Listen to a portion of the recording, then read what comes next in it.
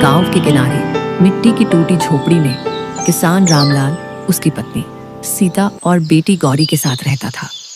गौरी की उम्र अब 18 पार कर चुकी थी। सुंदर, सरल और मेहनती लड़की, लेकिन घर की गरीबी और साहूकार के कर्ज ने शादी की बात तक को कठिन बना दिया था।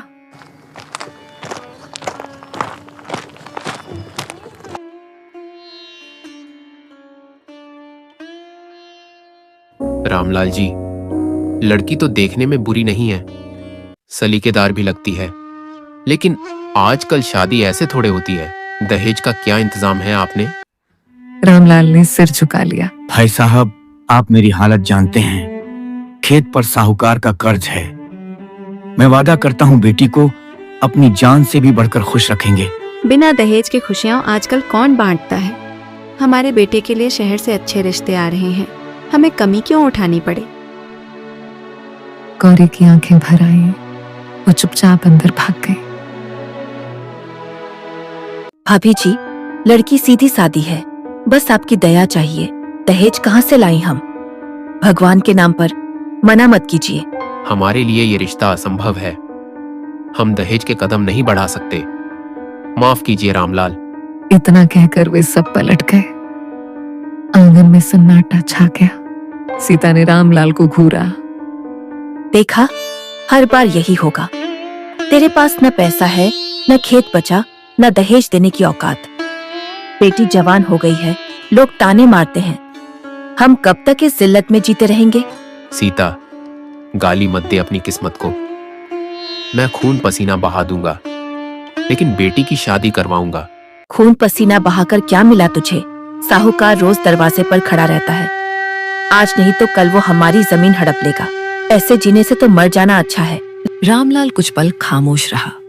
उसकी आंखें लाल हो चुकी थीं। बिना कुछ कहे उसने कुल्हाड़ी उठाई और झोली बांध ली। बाबा, कहाँ जा रहे हो? मैं बोझ नहीं बनना चाहती। रामलाल ने बेटी के सिर पर हाथ रखा। बेटी, तू मेरा गर्व है, बोझ नहीं। बस लकड़ी काटने जा रहा हूँ, शायद 2 पैसे मिल जाएं। रामलाल बाहर जाने की वाला था, तभी बाहर तो आंगन में 2 लोग खड़े मिले। ओ रामलाल, कब तक भागेगा तू? कर्ज का ब्याज कब चुकाएगा? भाई बस थोड़ा वक्त और दे दो, मैं मेहनत कर रहा हूँ, किसी तरह चुका दूंगा। कल साहूकार खुद आएगा ब्याज लेने। अगर पैसे नहीं मिले तो समझ ले, जमीन भी जाएगी और इज्जत भी। इतना कहकर दोनों हंसते हुए चले गए। सुना तुमने? कल तक इंतजार है, उसके बाद हमसे सब कुछ छिन जाएगा। जंगल घना और सन्नाटा से भरा था। रामलाल कुल्हाड़ी से पेड़ों की सूखी डालियां काट रहा था। तभी हवा में एक अजीब सी आवाज गूंजी। बचाओ, कोई है क्या? बचा लो। ढेर। ये कैसी आवाज है? इंसान की नहीं और जानवर जैसी भी नहीं। कुछ तो है यहाँ, कुछ अजीब। जंगल की घनी अंधेरी छांव में वो आवाज और तेज होती गई, और यहीं से शुरू होती है एक ऐसी दास्तान जो रामलाल की जिंदगी ही बदलने वाली थी। रामलाल चौकन्ना होकर दौड़ा। झाड़ियों के पीछे एक गहरा गड्ढा था, उसमें एक गधा बुरी तरह फंसा हुआ छटपटा रहा था। अरे, ये तो गड्ढे में गिर गया है। हाय रे बेचारा। भाई, जरा ऊपर खींच ले, जान निकल रही है। रामलाल ने पसीना पोंछा और पूरी ताकत लगाकर मिट्टी हटाई। खींचा खींचा कर आखिर गधे को बाहर निकाल ही लिया। गधा धूल मिट्टी से भरा हाँफ रहा था। रामलाल, तूने मेरी जान बचाई। लोग आते जाते देखते थे, पर कोई हाथ नहीं बढ़ाता। तू अलग निकला, तेरा एहसान नहीं भूलूंगा। रामलाल हक्का बक्का रह गया। अरे, तू बोलता भी है? हाँ, बोलता भी हूँ, सुनता भी हूँ और देख भी रहा हूँ कि तू कैसा इंसान है। रामलाल ने माथा हिलाया, समझ नहीं पाया। बस लकड़ी बांधी और घर की ओर चल पड़ा। घर पर जैसे ही उसने दरवाजे पर लकड़ी का छोटा सा गट्ठर रखा, उसकी पत्नी दौड़कर आई और लकड़ी देखते ही भड़क उठी। हे भगवान, ये क्या लाए हो? इतनी सी लकड़ी से क्या होगा? कल साहूकार आने वाला है ब्याज लेने, और तुम रोज यही नाम की लकड़ी उठा लाते हो। भाग्यवान, आज जंगल में एक गधा गड्ढे में गिरा था। उसे निकालने में सारा वक्त लग गया, इसलिए लकड़ी कम हो गई। गधा निकालने चले गए थे? अरे हमारा घर डूब रहा है, बेटी ब्याह के लायक हो गई है, कोई दहेज के बिना रिश्ता नहीं करता, और तुम्हें गधे की पड़ी है? गधा हमारे घर का चूल्हा जलाएगा क्या? जानवर भी भगवान का बनाया है, अगर तड़प रहा था तो मदद करनी पड़ी। मन नहीं माना, क्या करता? मदद से पेट भर जाएगा क्या? बेटी की शादी हो जाएगी क्या? साहूकार ब्याज माफ कर देगा क्या? रामलाल, तुम्हें समझ क्यों नहीं आता? घर का माहौल आग की तरह तप उठा। रामलाल चुप होकर कोने में बैठ गया। उसके कानों में बार बार वही गधे की बात गूंज रही थी। तेरा गड्ढा भी भर जाएगा रामलाल। सुबह की धूप जंगल की पत्तियों से छन कर आ रही थी। रामलाल कुल्हाड़ी घुमाते घुमाते मन ही मन बड़बड़ा रहा था। आज अगर ज्यादा लकड़ी ना काटी तो घर में क्लिस पक्का है। कल तो भाग्यवान ने जीना हराम कर दिया था। तभी अचानक आसमान फाड़ती हुई आवाज आई। रामलाल, बचा ले। रामलाल ने चौंक कर चारों तरफ देखा। आवाज ऊपर से आ रही थी। नजर उठाई तो दंग रह गया। वही गधा दो डालियों के बीच फंसा, उल्टा लटका झूला झूल रहा था जैसे कोई गली का नट। टांगे हवा में झूल रही, मुंह से बार बार ढेंचू ढेंचू की गुहार। अरे वाह रे, अब पेड़ पर चढ़ना भी सीख लिया तूने। गधा है या बंदर की औलाद? अबे मजाक मत कर, निकालना। ये डाली टूटी तो मेरी खाल उतर जाएगी। मैंने सोचा था ऊपर की पत्तियां मीठी होंगी, पर किस्मत ने फिर लटका दिया। रामलाल जोर जोर से हंसते हुए पेड़ पर चढ़ा। काफी जद्दोजहद के बाद किसी तरह गधे को नीचे उतारा। ऊफा, आज तो ऊपर वाले ने तुझको मेरा देवदूत बना दिया। रामलाल भाई, तेरे बिना मैं तो कब का शहीद हो गया होता। देवदूत तो ठीक है, पर रोज रोज की नौटंकी कब बंद होगी? घर पहुंचकर बताऊंगा। तेरे चक्कर में बीवी मेरी खाल उतार देती है। बीवी तेरी गुस्सैल है, ये तो मुझे भी समझ आ गया। पर देखना, एक दिन वही मुझे सलाम करेगी। चल चल, बड़ी बड़ी बातें मत कर, चुपचाप घास चर और मुझे लकड़ी बांधने दे। दोनों हंसते हंसते जंगल से बाहर निकले। घर पर जैसे ही रामलाल ने लकड़ी का छोटा सा गट्ठर आंगन में पटका, पत्नी दौड़ती हुई आई और गुस्से से चीख पड़ी। हे भगवान, फिर वही नाटक। इतनी सी लकड़ी से ब्याज चुकाएंगे या बेटी की शादी करेंगे? सुबह से शाम तक जंगल जाते हो और लौटकर ऐसे लकड़ी लाते हो जैसे खेल कर आ रहे हो। भाग्यवान, क्या करूं? आज फिर जंगल में वो गधा पेड़ पर फंस गया था। निकालते निकालते वक्त निकल गया। गधा गधा गधा, सुबह से शाम तक उसी गधे का जाप।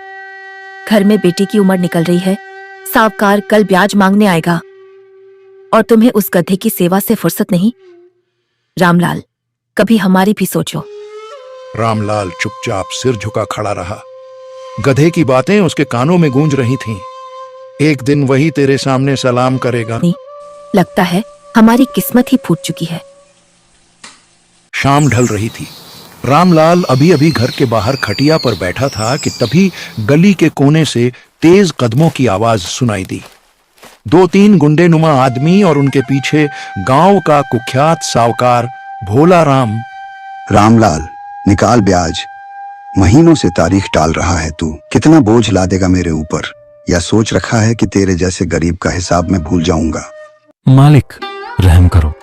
लकड़ी बेच बाच कर ही थोड़ा थोड़ा जोड़ रहा हूं, लेकिन अभी तक पूरा नहीं हो पाया। मुझे बस एक हफ्ते का और वक्त दे दो। ईश्वर की कसम, मैं आपका पैसा लौटा दूंगा। सावकार ने तिरस्कार भरी नजर डाली और व्यंग्य से बोला, हफ्ता? तू तो हर बार यही रोना रोता है। तेरी जमीन भी मेरी, तेरा घर भी मेरी गिरवी में। अब ज्यादा बहाने मत बना। अगर 7 दिन में रुपया न आया तो समझ ले तेरे आंगन में तेरा नामो निशान नहीं बचेगा। पत्नी और बेटी डर कर आंगन के कोने में खड़ी हो गईं। मालिक, गरीब आदमी हूं। मेरी बेटी की उम्र हो गई है, उसकी शादी की फिक्र है। कृपा कर दो, इस बार माफ कर दो। सिर्फ एक हफ्ता, बस एक हफ्ता। सावकार ने थोड़ी देर तक उसे ऊपर से नीचे तक देखा, फिर जोर से हंसा और ठीक है, 7 दिन का वक़्त दे रहा हूं, पर याद रख, अगर इस बार भी फेल हुआ तो तेरी जमीन और घर मेरे नाम होंगे। उसके बाद तू और तेरे परिवार सड़क पर भीख मांगते फिरोगे। इतना कहकर सावकार और उसके आदमी धमधमाते कदमों से चले गए। आंगन में गहरा सन्नाटा छा गया। बाबा, हम क्या करेंगे अब? कुछ तो करेगा भगवान, शायद उस गधे की दुआ काम आ जाए। अगली सुबह रामलाल टोकरी और कुल्हाड़ी लेकर जंगल पहुंचा। सिर पर सावकार की धमकी गूंज रही थी, मगर दिल में कहीं न कहीं उस गधे की आवाज भी गूंज रही थी। रामलाल, बचा ले, रामलाल। हे भगवान, आज अगर उस गधे ने फिर बुलाया तो मैं नहीं जाऊंगा। बहुत हो चुका, अब मुझे घर के लिए लकड़ी चाहिए। उसने पेड़ों पर कुल्हाड़ी चलाई और एक जगह लकड़ियां बांधने लगा। काफी देर तक शांति छाई रही। रामलाल ने राहत की सांस ली, लेकिन तभी अचानक कहीं से गहरी चीख आई, रामलाल! अरे नहीं, आज नहीं जाऊंगा। हर रोज की वही मुसीबत, हर रोज वही बचाव। मैं अपनी हालत बिगाड़ लूं और तेरा भला करूं। मगर फिर भी दिल नहीं माना। रामलाल कदम बढ़ाकर आवाज की तरफ गया। जैसे ही पहुंचा, सामने का नजारा देखकर हैरान रह गया। गधा मोटी डालियों के बीच ऐसा फंसा था जैसे कोई बच्चा झूले में अटक गया हो। सिर बाहर और पूरा शरीर डाली में अटका। गधे ने रामलाल को देखते ही राहत की सांस ली और बोला, अरे भाई, सोच रहा था आज तेरा दिल पिघलेगा कि नहीं। सच कहूँ तो अब तो मुझे लग रहा है तू और मैं दोनों का नाता पिछले जन्म का है। अरे कमबख्त, तू हर दिन नई नौटंकी कर लेता है, कभी गड्ढे में, कभी कांटों में, कभी डालियों में। तू गधा है या मुसीबत का पिटारा? गधा तो हूँ, पर समझदार गधा। और तू तो नेक दिल इंसान निकला, वरना अब तक मुझे छोड़कर भाग गया होता। रामलाल ने डालियां हटाने की कोशिश की। बहुत मशक्कत के बाद आखिरकार गधा छूट गया। गधा कूदकर बाहर आया और खुशी में उछल पड़ा। रामलाल, अगर तेरे पास ढोल होता ना तो अभी मैं तेरे साथ नाचने लगता। रामलाल मुस्कुराया, मगर माथे पर चिंता की लकीरें साफ थीं। गधे, तेरे संग वक्त तो हंसी में कट जाता है, पर घर जाकर वही बीवी का ताना, वही खाली चूल्हा और वही सावकार का डर। मेरा जीने का हौसला टूट रहा है। रामलाल, तू सोचता है मैं तुझे रोकता हूँ, पर दरअसल तेरी किस्मत रोक रही है। तेरे सब्र की परीक्षा ली जा रही है। कभी मुझे छोड़कर मत जाना, याद रखना। रामलाल ने हैरानी से उसकी ओर देखता। घर पर फिर तूफान। रामलाल लकड़ी का छोटा गट्ठर लेकर घर लौटा। इतनी सी लकड़ी, इतना दिन भर जंगल में रहा, और लाया क्या? किस दिन घर चलेगा? ब्याज चुकाएंगे या तेरे उस गधे को ही बेचकर खाएंगे? अरे औरत, तू समझेगी भी नहीं। हर दिन मैं उस बेचारे गधे को मुसीबत से निकालता हूँ। दिल नहीं मानता उसे मरता छोड़ दूं। अरे वाह, अब गधे की फिक्र है, अपनी बेटी की शादी की नहीं। गधे को बचाकर क्या मिलेगा? उससे दहेज देगा कोई? सावकार तेरी नेकदिली से पिघल जाएगा। न जाने क्यों मुझे लगता है उस गधे के पीछे कोई राज है। वो हर बार कहता है मुझे मत छोड़। शायद भगवान उसी के जरिए हमारी मदद करेगा। भगवान जाने कब हमारी किस्मत बदलेगी। अगले दिन सूरज अभी पूरी तरह निकला भी नहीं था कि रामलाल कुल्हाड़ी उठाकर निकल पड़ा। मन में बड़बड़ा रहा था, नहीं मन, आज चाहे आसमान फट जाए मैं उस गधे की तरफ नहीं जाऊंगा। कल बीवी ने जैसे काट खाई थी मुझे, अब और नहीं। वो सीधा जंगल के गहरे हिस्से में पहुंचा और लकड़ी काटने लगा। आधे से ज्यादा गट्ठर तैयार कर लिया तो मन हल्का होने लगा, लेकिन तभी फिर वही चीख गूंजी, रामलाल, बचा ले। अबे चुप, रोज रोज नई मुसीबत, क्यों मेरी जान खाता है? जा मर जा कहीं, मुझे अब परवाह नहीं। लाल, रामलाल, अगर आज तू ना आया तो मैं बच नहीं पाऊंगा। रामलाल ने माथा पकड़ा। मन बोला मत जा, मगर दिल खींचता रहा। आखिर भारी कदमों से आवाज की ओर चल पड़ा। गधा दलदल में धंसा हुआ था। सिर और कान बाहर थे, बाकी आधा शरीर कीचड़ में गुम।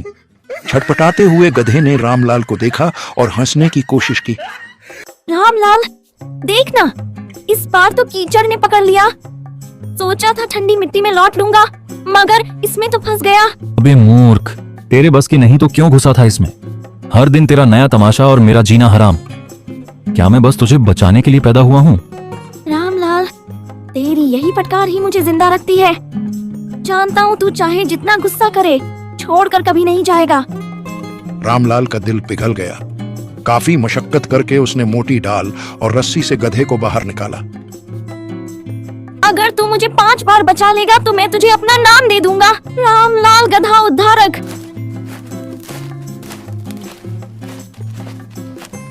रामलाल जैसे तैसे लकड़ियों का छोटा गट्ठर लेकर घर लौटा।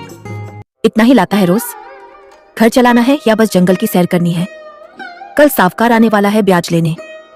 क्या कहूंगी उसे कि मेरा मर्द गधे को बचाने में व्यस्त है? ये औरत, तू समझेगी भी नहीं। हर बार वो गधा मुझे आवाज देता है और मैं मजबूर हो जाता हूँ। दिल नहीं मानता उसे तड़पता छोड़ दूं।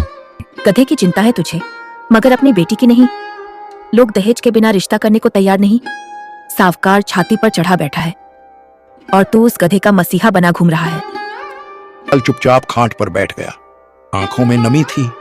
क्यों मुझे लगता है उस गधे के पीछे कोई गहरी बात छिपी है। वो बार बार कहता है मुझे मत छोड़। शायद भगवान उसी के जरिए मेरी किस्मत लिख रहा है। सुबह की पहली किरण के साथ ही रामलाल उठ बैठा। पत्नी अब भी चुपचाप बर्तन मांज रही थी, पर उसकी आंखों में नाराजगी की परछाई साफ दिख रही थी। आज चाहे कुछ भी हो, उस गधे के चक्कर में अपना काम खराब नहीं करूंगा। हर रोज बचाता हूं और घर खाली हाथ लौटता हूं। वो कुल्हाड़ी और रस्सी लेकर जंगल की ओर निकल पड़ा। जंगल पहुंचा तो एक अजीब सन्नाटा था। चारों तरफ हवा पत्तियों को हिला रही थी, पर कहीं से कोई कराह या पुकार सुनाई नहीं दी। रामलाल ने राहत की सांस ली और लकड़ियां तोड़ने में जुट गया। घंटों बीत गए। लकड़ी के गट्ठर बढ़ते ही जा रहे थे। पसीने से तरबतर रामलाल ने जब सर उठाकर देखा तो उसे गर्व हुआ कि इतने सालों में पहली बार वो इतना ढेर सारा बोझ इकट्ठा कर पाया है। वाह रामलाल, आज तो कमाल कर दिया। अगर रोज ऐसा हो तो 7 दिन में ब्याज भी चुका देंगे और घर भी चैन से सांस लेगा। वो लकड़ी की बड़ी गठरी रस्सी से बांधने ही वाला था कि अचानक रामलाल, किसी ने पीछे से उसका नाम पुकारा। आवाज धीमी थी मगर सीधी दिल में उतर गई। उसने पीछे पलटकर देखा और वहां वही गधा खड़ा था, थका हारा, पर उसकी आंखों में अजीब चमक थी। रामलाल, तूने आज मेरी आवाज क्यों नहीं सुनी? क्या हमारी दोस्ती सिर्फ मुसीबत तक थी? हाँ रामलाल, अब वक्त आ गया है सच बताने का। जो तूने 5 दिन किया वो कोई मामूली काम नहीं था। तूने हर बार अपनी थकान, अपना काम, यहाँ तक कि अपने घर की जरूरतों से बढ़कर मेरी जान बचाई। तेरी इसी नेकी की परीक्षा ले रहा था मैं। मगर तू आखिर है कौन और ये सब क्यों? मैं कोई साधारण गधा नहीं हूँ रामलाल। असल में मैं एक शापित राजा हूँ। गहरे जंगल की हवा अचानक भारी हो गई। पत्ते खामोश हो गए, जैसे वे भी सुनना चाहते हों कि आगे क्या होने वाला है। रामलाल अब भी अवाक खड़ा था। हाँ रामलाल, मैं एक समय इस राज्य का राजा था।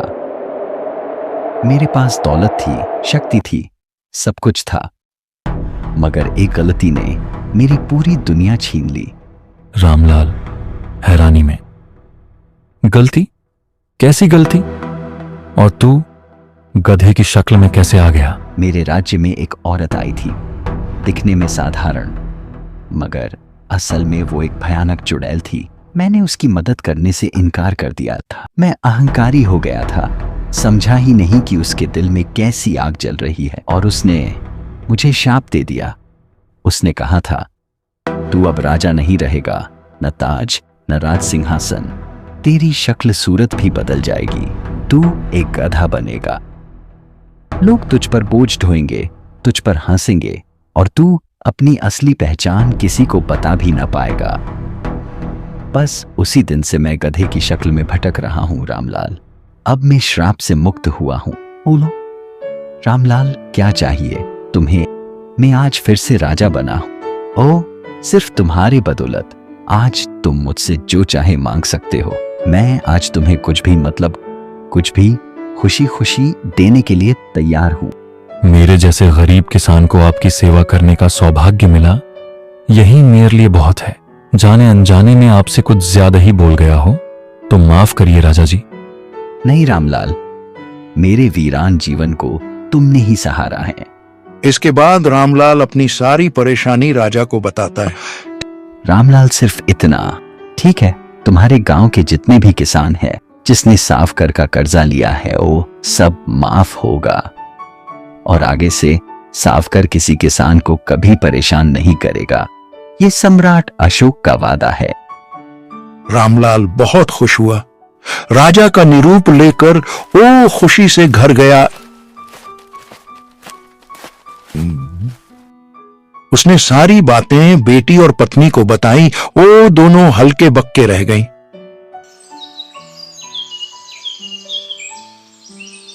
राजा ने अब रामलाल की बेटी की ओर देखा।